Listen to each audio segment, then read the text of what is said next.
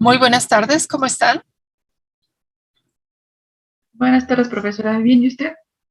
Bien, gracias. Ahora sí, vamos a dar clase. Sí. Ok, muy bien. Bueno, el primer tema que voy a ver es propiedades eléctricas de las células excitables.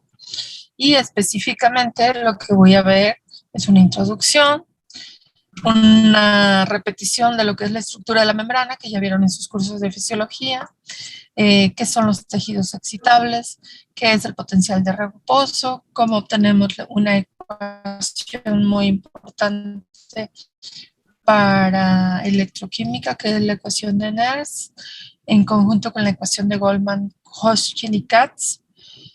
La técnica de registro intracelular, cuáles son los transductores para la medición intracelular y una problemática que son las capacitancias parásitas y resistencia de los microelectrodos y una forma de aliviar este problema que es el circuito de balance puente. Ok, pues resulta que el cuerpo humano por todos lados produce potenciales eléctricos. Entonces, la actividad eléctrica en las células excitables induce y regula las respuestas celulares. Por ejemplo, las fibras musculares que inducen la respuesta contráctil, ¿no? Y el estudio de este fenómeno de contracción muscular le conocemos como electromiografía. Las células glandulares también promueven la liberación de hormonas y para el estudio de las células glandulares no se puede estudiar a nivel no invasivo, tiene que ser a nivel, de hecho, intracelular. Y la actividad eléctrica de las neuronas reciben y procesan la información llevada a cabo en el sistema nervioso. Y aquí tenemos técnicas de electrodiagnóstico, por supuesto, no invasivas, como son la electroencefalografía o las velocidades de conducción motora y sensorial, o potenciales evocados, etcétera.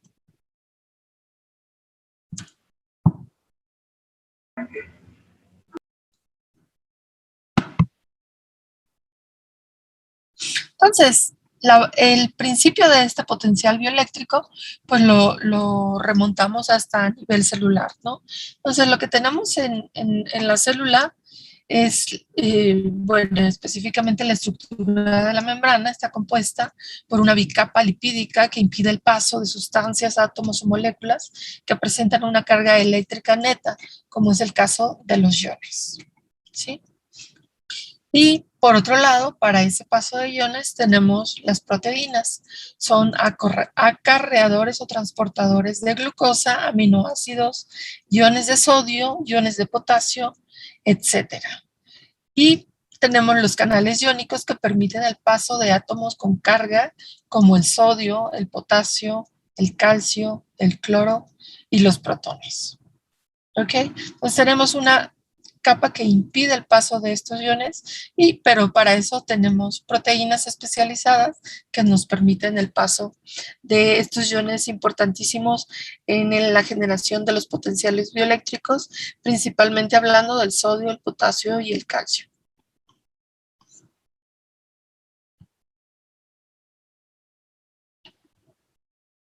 Entonces, los canales de sodio y potasio, los cuales son selectivos para el paso de los iones sodio y potasio, respectivamente. Entonces, tenemos los acarreadores como la bomba de sodio y potasio, la cual utiliza trifosfato de adenosina o ATP, como bien la conocemos, como fuente energética para expulsar 3 sodios e introducir 2 potasios a la célula.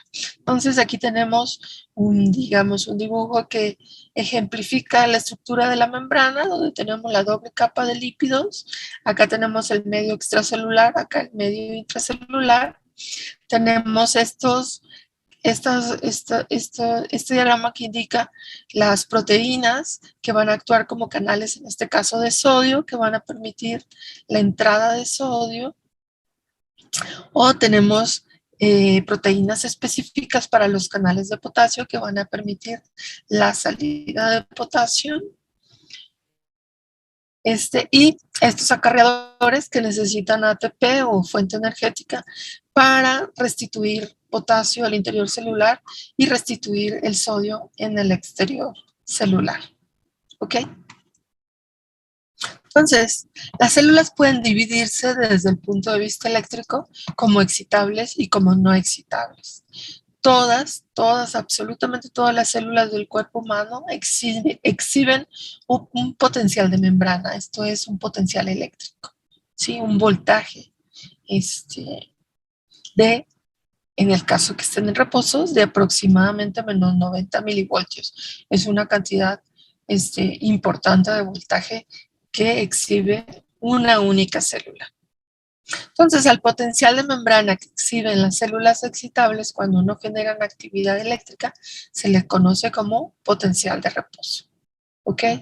Las células excitables, ante un estímulo adecuado, pueden modificar bruscamente su potencial de membrana y a esto les llamamos potenciales de acción. Entonces, la diferencia entre el potencial de reposo y el potencial de acción es que el potencial de reposo es constante en aproximadamente menos 90 milivoltios, varía dependiendo del tipo celular, y el potencial de acción es un potencial o un voltaje que está cambiando en el tiempo y que generalmente es generado por un estímulo externo. No siempre, pero en la mayoría de los casos es generado por un estímulo externo. ¿Okay? Entonces, no todas las células son excitables, o sea, no todas las células pueden producir este cambio de potencial variante en el tiempo. Entonces tenemos dentro de los tejidos excitables, o sea, estos que producen potenciales de acción, que cada uno de estos tipos celulares presenta potenciales de acción diferentes y son característicos del tipo celular. Tenemos el tejido nervioso formado por las neuronas, tenemos tejidos musculares liso, cardíaco y esquelético con sus correspondientes potenciales de acción, y el sistema glandular, que tenemos importantísimas las células beta del páncreas que liberan la insulina, importantísimo para llevar esta insulina de la sangre a todos los tejidos, para llevar la glucosa de la sangre a los tejidos, y las células encargadas de la liberación de las hormonas oxitocina, antidiurética, las reguladoras hipotalámicas, etc.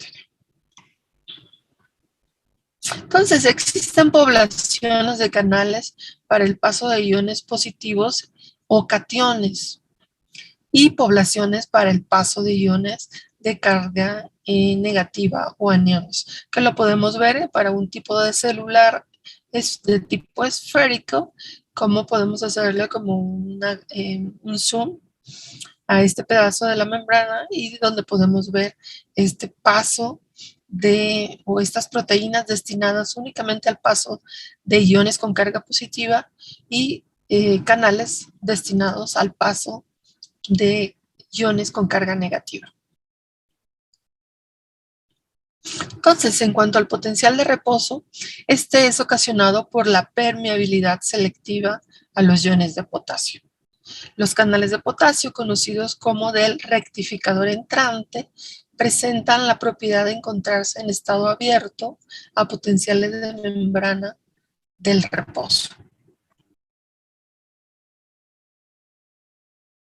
Entonces, podemos hacer un experimento donde depositamos en un reservorio, depositamos iones sodio y iones cloro de un lado y del otro lado iones potasio y iones cloro, de tal manera que, digamos, están separadas estas dos concentraciones, tanto de cloruro de potasio como de cloruro de sodio, en un equilibrio electroquímico, tal que el potencial es igual a 0. Si hacemos semipermeable, como es lo que sucede en la célula, semipermeable a los iones potasio, entonces por difusión va a haber un paso de los iones potasio del lado derecho al lado izquierdo, por gradiente de concentración, porque en el lado izquierdo pues no hay iones potasio. Entonces, no importa que haya una concentración de iones sodio o una concentración de iones cloro, el potasio va a difundir del lado derecho al lado izquierdo.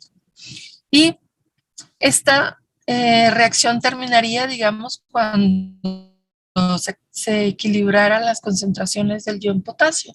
Sin embargo, aparece un gradiente eléctrico, ya que va a haber del lado izquierdo un mayor depósito de iones positivos. ¿Ok? Entonces, del lado izquierdo tenemos más carga positiva, del lado derecho vamos a tener mayor carga negativa, tal que va a tender el lado izquierdo a empezar a rechazar iones que se acerquen con la misma carga, o sea, los iones positivos.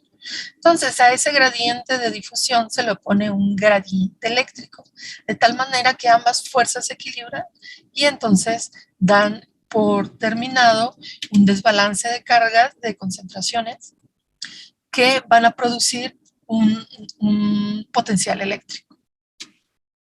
Diferente que la del que en la parte inicial que teníamos el equilibrio de cargas.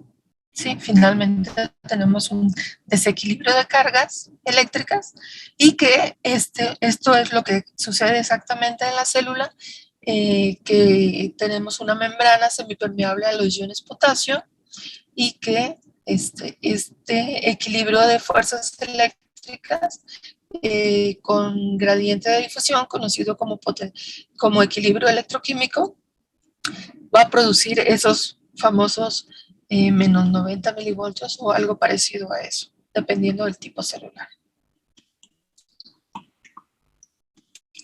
Entonces, el gradiente de concentración y el potencial eléctrico generados por la difusión de potasio producen fuerzas opuestas, como les comenté, que actúan sobre los iones de potasio, y cuando ambas fuerzas son de la misma magnitud, cesa el paso neto de los iones de potasio al compartimiento izquierdo.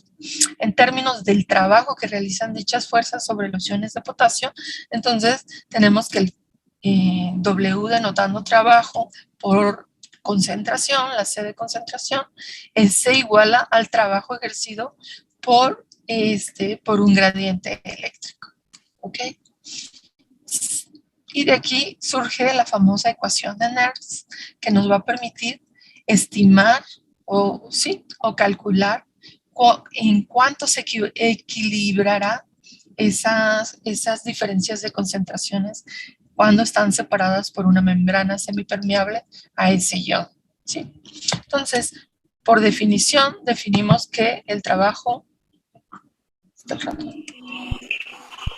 el trabajo por concentración lo definimos como una diferencia del número de moléculas por R por T, que son es una constante, la constante de los gases R, y T pues es la temperatura a la cual se lleva el experimento, al cual se lleva a cabo el experimento, multiplicado por el logaritmo natural de la concentración del lado derecho o el reservorio 2 entre la concentración del ion potasio del lado izquierdo. Y el trabajo por concentración, el trabajo por gradiente eléctrico es igual a una diferencia, esta delta del número de moléculas por Z, que es la constante de Faraday. Z indica la carga del ion y F la constante de Faraday, por el voltaje que andamos buscando, el voltaje de equilibrio de este trabajo por gradiente eléctrico. Entonces, pues lo que hacemos es que se igualan ambos trabajos, ¿no? Para alcanzar cuando se alcanza el equilibrio, se igualan ambos trabajos y de ahí despejamos el voltaje B de K. Entonces, eso me lleva a esta ecuación que es conocida como la ecuación de Nernst, donde si yo conozco la concentración de un lado del reservorio y la concentración del otro lado del reservorio y establezco una temperatura que puede ser la temperatura del cuerpo, 36 grados centígrados, entonces, y Z, que es la carga del ion, que en este caso es 1, ¿no? Entonces, puedo calcular el potencial de equilibrio. Puedo estimar el potencial de equilibrio.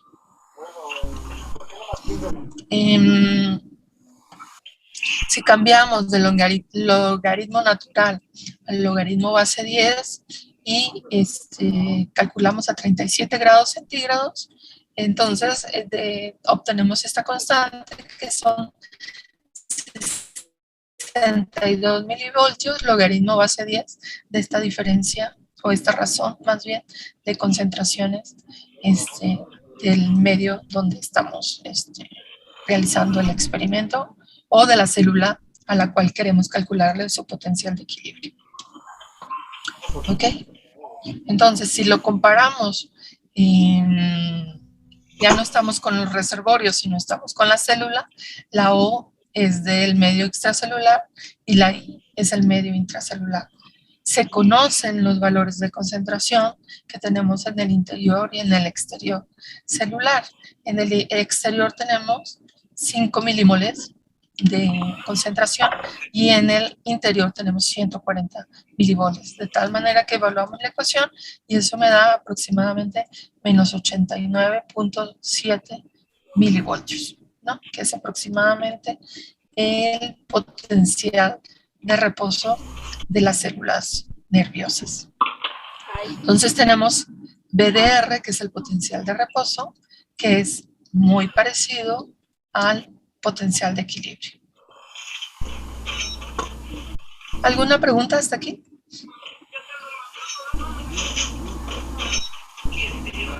No. No, profesora. Ok, continúo. Entonces, aquí tenemos una tablita donde tenemos los valores de concentraciones de los iones, tanto del ion potasio, ¿no? Que decía que esta es mucho mayor en el interior que en el exterior. El sodio es al contrario, es mucho menor en el interior que en el exterior. El cloro es mucho menor en el interior que en el exterior. Y el calcio, aquí hay una gran diferencia, que es mucho menor en el interior que en el exterior, ¿sí? Donde en el interior tenemos de 1 a 2 milimoles por 10 a la menos 4. De 1 a 2 por 10 a la menos 4 milimoles. Y en el exterior tenemos 2.5 a 5 milimoles.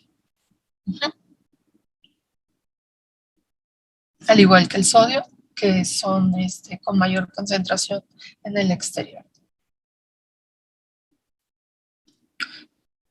Si aplicamos la ecuación de Nernst a todas estas concentraciones, entonces podemos calcular el potencial de equilibrio para esos iones específicos. Recuerden, es cuando hay una membrana semipermeable a ese ion.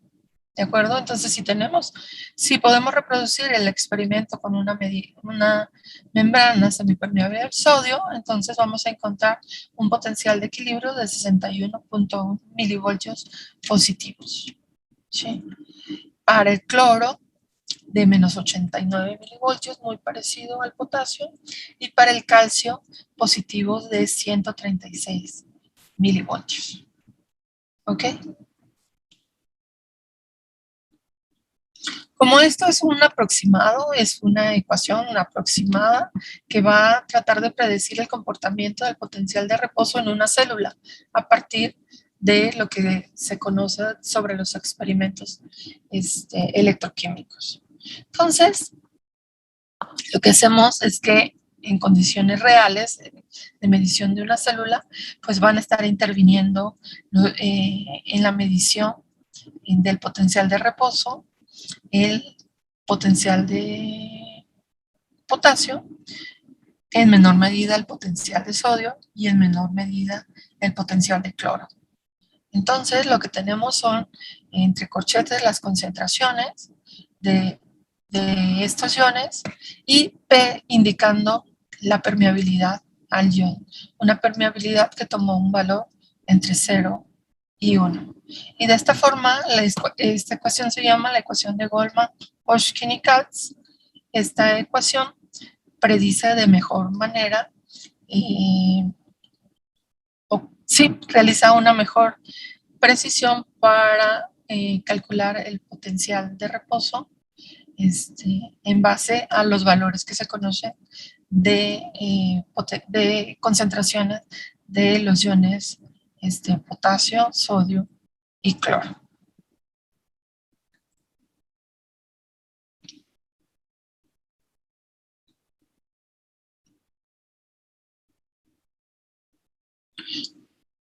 Entonces, podemos medir, si tenemos la infraestructura adecuada, podemos medir experimentalmente el potencial de reposo de una célula. De tal manera que yo tengo aquí un amplificador, tengo aquí mi transductor que me va a llevar de corrientes iónicas. Ya ven que solamente estoy hablando de un flujo de iones de sodio, flujos de iones de potasio, flujo de iones de cloro.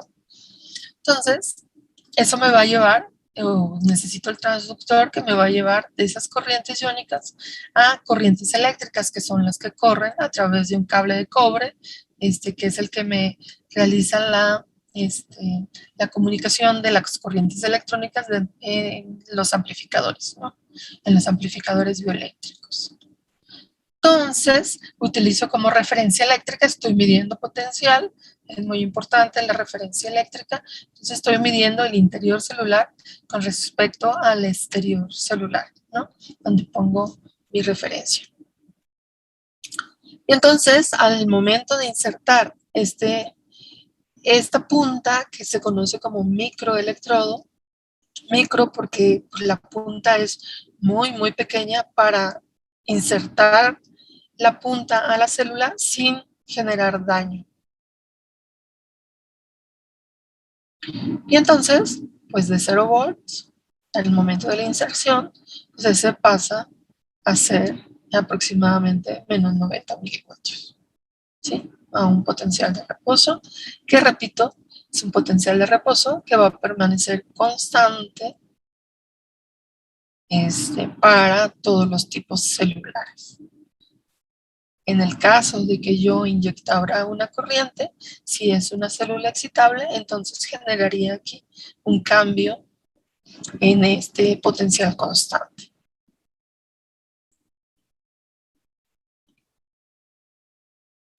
Entonces, en cuanto a los electrodos intracelulares, la interfase entre la célula y el equipo electrónico se lleva a cabo por medio de los microelectrodos, ¿no? Existen microelectrodos de diferentes materiales, pero en la actualidad prácticamente solo se utilizan los de vidrio, hechos de borosilicato o silicato de aluminio. Y consisten de micropipetas que posteriormente se llenan con una solución electrolítica.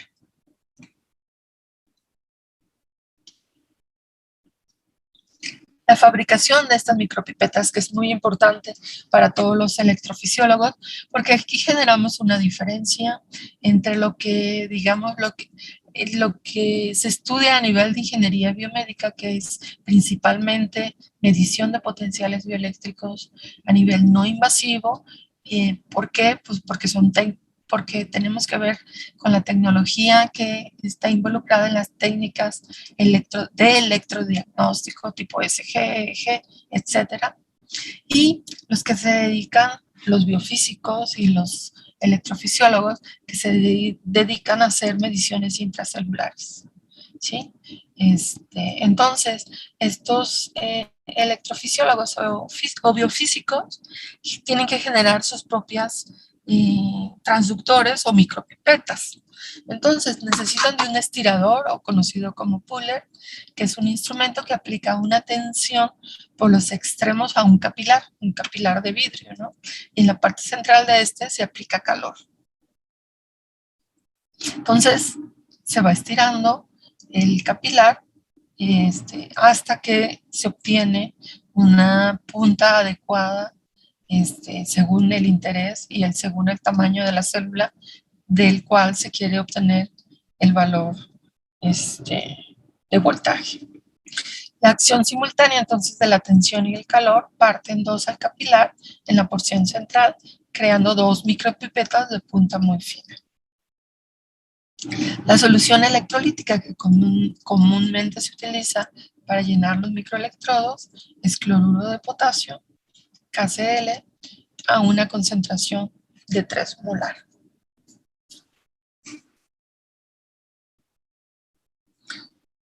Y tenemos dos tipos de estiradores, uno vertical y uno horizontal. El vertical, pues como su nombre lo dice, se coloca el capilar verticalmente sujetado por sus extremos y solo se puede controlar el calor y la tensión del extremo inferior del capilar. Esto produce una resistencia máxima que puede obtenerse de 40 a 50 megaohms. ¿Ok? Disminuyen, como pueden imaginarse, a menor diámetro de la punta del capilar, mayor la resistencia al flujo de una corriente iónica a través de esta punta. Y por otro lado tenemos el estirador horizontal. El capilar se coloca horizontalmente y la tensión se ejerce por ambos extremos del capilar. Además, controlan la velocidad y el tiempo de estiramiento. También inyectan un gas para el control de la temperatura más fina. Con este tipo de estiradores podemos obtener micropipetas de punta de hasta 300 megaohms. ¿Sí? Entonces, tenemos aquí un asunto, un compromiso de que sí, por un lado queremos puntas muy finas para ejercer el menor daño posible a la célula, o hay células de tamaño muy pequeño y necesitaremos este tipo de capilares o micropipetas de puntas extremadamente finas.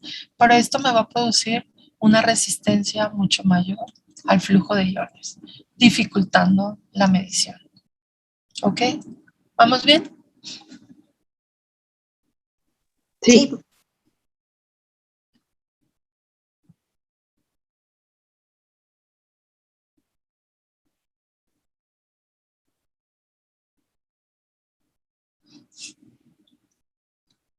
Entonces, los tipos de electrodo, digamos, la micropipeta está compuesta por un alambre de plata que está unido a su alambre de cobre, donde fluyen las corrientes eléctricas. La plata también es un metal donde fluyen corrientes eléctricas y tiene una pequeña superficie de cloruro de plata, que es la que hace contacto con 3 molar de cloruro de potasio. Y el aislante, pues, es vidrio, ¿no? Entonces, se supone que la apertura de la micropipeta, de la punta, pues debe ser suficientemente pequeña, pero suficientemente grande para que pasen las corrientes iónicas. Y aquí en la capa de cloruro de plata, veremos en el próximo capítulo, veremos cómo se realiza el proceso de transducción, de convertir la corriente iónica que atraviesa la solución electrolítica a la parte metálica donde ya fluyen las corrientes eléctricas. ¿Okay? Otra versión que se emplea para inyección de corrientes grandes es esta. Está nuevamente, pues está la capa de, bueno, está la plata, el alambre de plata, con una capa un poco más gruesa que el ejemplo anterior, de cloruro de plata, relleno todo este vidrio de el cloruro de potasio y finalmente la punta de diámetro suficiente para no dañar a la célula y poder registrar corrientes iónicas. Entonces, aparte de la resistencia de la micropipeta, se forman unas capacitancias que conocemos como capacitancias parásitas. Entonces, Ya saben, los capacitores se forman porque están separados por un dieléctrico y hay un conductor, hay conductores en los extremos de ese dieléctrico. Entonces, aquí el dieléctrico, en esta capacitancia CT, pues es el vidrio es el dieléctrico, pero en el interior pues tenemos solución electrolítica y está, pues en el experimento, pues no podemos dejar a la célula aislada, tiene que estar en un medio adecuado para no morirse y poder registrar el potencial en condiciones de operación, no cuando la célula ya se murió. Entonces, pues hay que ponerle un ambiente propicio a la célula. Entonces, por eso está en una solución electrolítica, entonces por eso se genera la capacitancia, ¿no? Separada por la capa de vidrio. Este es CT. CS se forma por el metal, que es el conductor, y nuevamente con el vidrio y el aire, y nuevamente el otro conductor, que es la solución electrolítica. La tercera capacitancia se forma entre las dos terminales del amplificador bioeléctrico o el amplificador operacional que está ofreciendo aquí una impedancia de entrada al flujo de corriente. Okay, entonces el equivalente eléctrico de esta parte experimental lo podemos ver acá abajo. Tenemos aquí a la célula o una fuente de voltaje, que es la que queremos medir, que la denotamos por E, la magnitud de ese potencial. Tenemos la resistencia del microelectrodo y tenemos esta suma de capacitancias que les acabo de mencionar. Las vemos como una capacitancia total. Y le conectamos su amplificador bioeléctrico. ¿Y qué queremos? Que el potencial de salida de ese potencial bioeléctrico pues sea este potencial que tenemos acá. ¿Sí? El producto original, ¿no? Es lo que queremos tener acá. Sin embargo, pues tenemos aquí un circuito RC clarísimo, ¿sí? Un circuito RC que actúa como filtro paso-bajas. ¿Recuerdan filtros? Que actúa como un filtro paso-bajas, donde en el caso de que estemos registrando potenciales constantes, pues no refleja ningún problema esta capacitancia total. Solamente tenemos el problema de que pase la corriente por esta resistencia que ya vimos que mínimamente es de 50 megaohms y en micropipetas muy finas pudiera llegar hasta 300 megaohms. ¿De acuerdo? Entonces tenemos aquí un problemita de si queremos registrar señales cambiantes en el tiempo. Para señales cambiantes en el tiempo, pues tenemos aquí un filtro paso-bajas, que quisiéramos que la constante de tiempo de este circuito fuera lo suficientemente rápida para no generar distorsión al potencial que queremos registrar.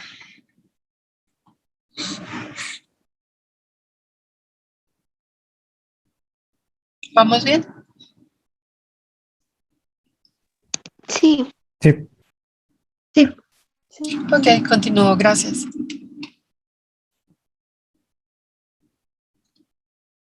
Entonces, experimentalmente podemos tratar de disminuir esta capacitancia parásita total. Y eso es, ¿cómo lo podemos lograr? Utilizando microelectrodos con una resistencia lo más pequeña posible para no dañar a la célula. Bueno, eso por una parte, ¿no? Para las capacitancias parásitas disminuimos el nivel de la solución fisiológica que baña la célula, aumentamos el espesor de la pared del microelectrodo cubriéndolo con una resina como el Silgard Y el seguidor de voltaje se coloca, o el preamplificador, se coloca lo más cercano posible a la preparación biológica para evitar la capacitancia parásita que se produce en el cable que une eléctricamente al microelectrodo y al seguidor de voltaje. Esto es lo que podemos hacer experimentalmente. Sin embargo, no alivia el problema.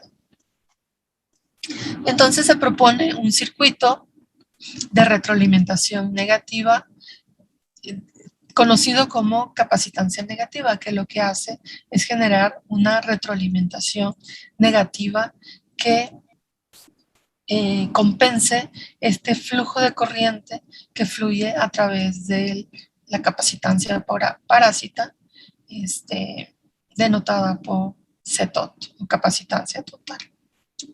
¿De acuerdo? Entonces, agregamos a este potencial EP, agregamos, bueno, tenemos nuestro preamplificador y agregamos un amplificador aquí con una capacitancia de retroalimentación CF. Y repito,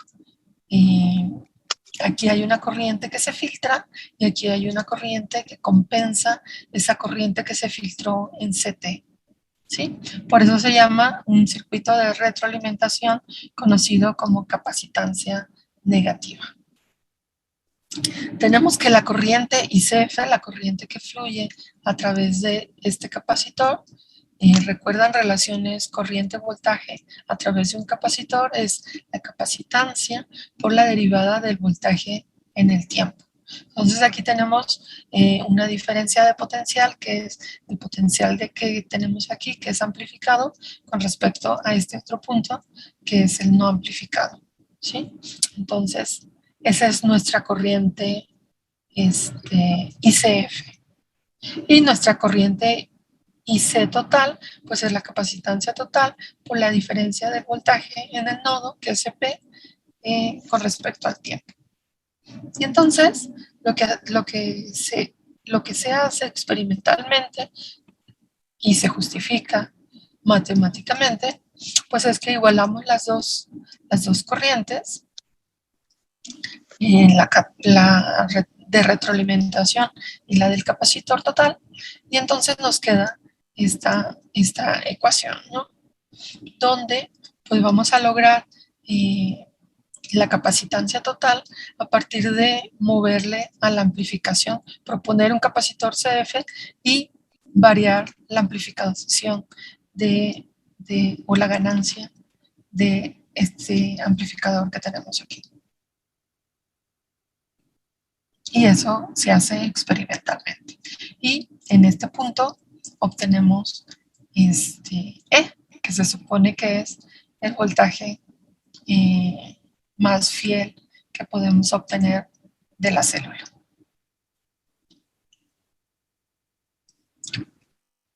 ¿Ok? Ese es con lo que tienen que lidiar los electrofisiólogos, con eliminar esta capacitancia total mediante este circuito de retroalimentación cuando deseamos medir potenciales de acción. Por ejemplo, el potencial de acción de una célula nerviosa, que es el más rápido, el cambio más rápido que hay, que es de 1 a 2 milisegundos. El cambio que recordarán pues, que es debido a la apertura de los canales de sodio. Es una apertura y cierre muy rápida que dura entre 1 y 2 milisegundos y que si no tenemos un buen circuito de retroalimentación y de capacitancia, pues no nos va a permitir ver ese cambio rápido por la constante de tiempo que se genera en este filtro. ¿Ok? ¿Preguntas?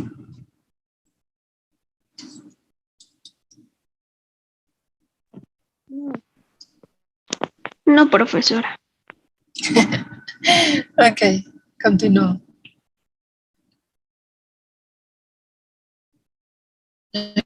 Okay.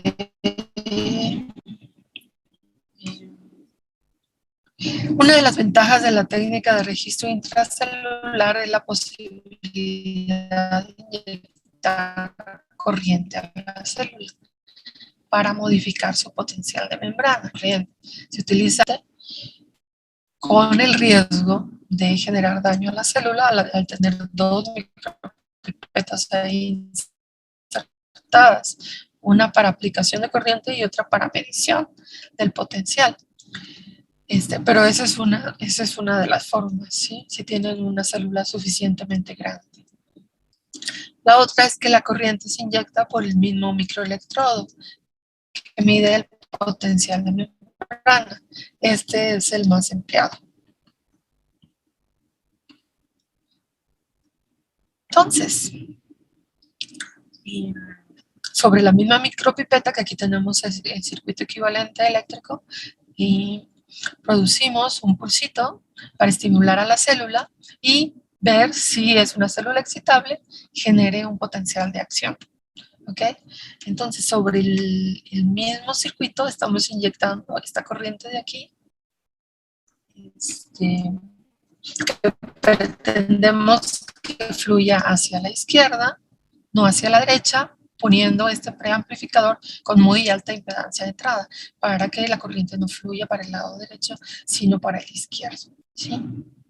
Para eso genera un pospotencial que es E más BP. Entonces, ese pospotencial se conoce como el circuito de balance puente. El poner aquí esta corriente que estamos inyectando,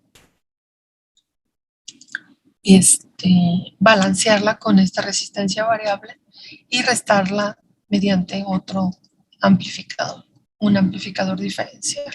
Entonces, también es una resistencia variable que se modula hasta que obtenemos lo más fielmente el potencial de la célula que queremos registrar. Añadido acá arriba está el circuito de retroalimentación capacitiva.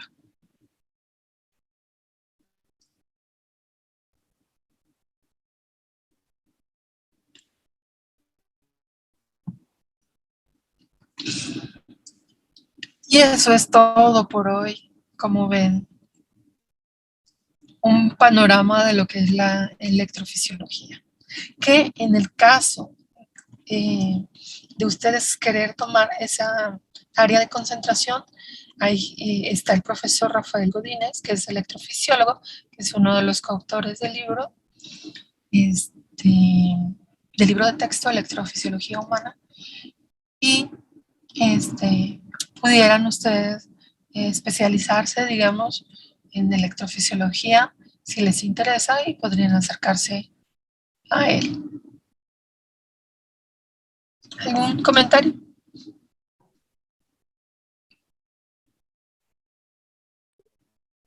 ¿Ese tipo de mediciones sí se hace así literalmente directo a la célula? Sí, sí. Por eso les expliqué toda la problemática de la medición y su equivalente eléctrico para entender el problema en base a conocimientos de circuitos eléctricos que tenemos, ¿no? Pero sí, esta es la medición, mira. Y tienes tu preamplificador que ofrece una alta impedancia de entrada. Tienes el problema experimental de estas capacitancias parásitas. Tienes a tu célula que le generas un medio electrolítico para que esté a gusto, esté sana, con los nutrientes necesarios. Y la micropipeta, que es un vidrio, o el electrodo, digamos, el microelectrodo, que tiene este aislante, que es el vidrio, que aísla el medio intracelular de la micropipeta con el medio extracelular. Ok, ¿y es como muy complicado hacerlo?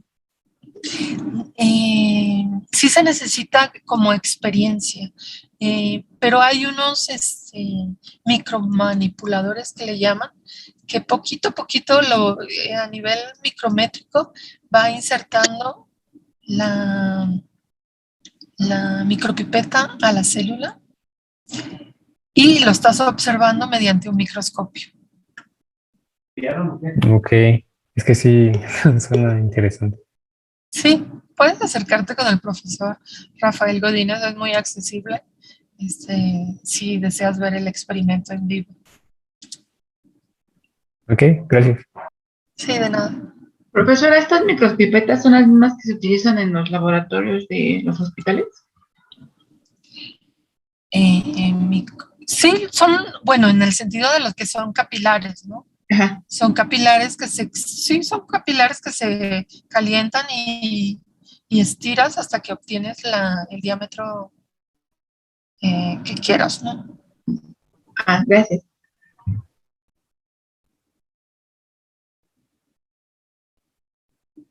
¿Alguna otra pregunta?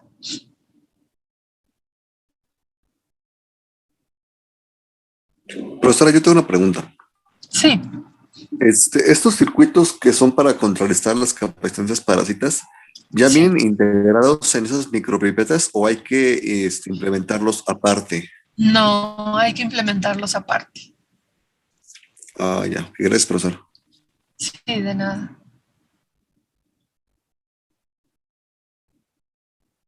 ¿Alguna otra pregunta?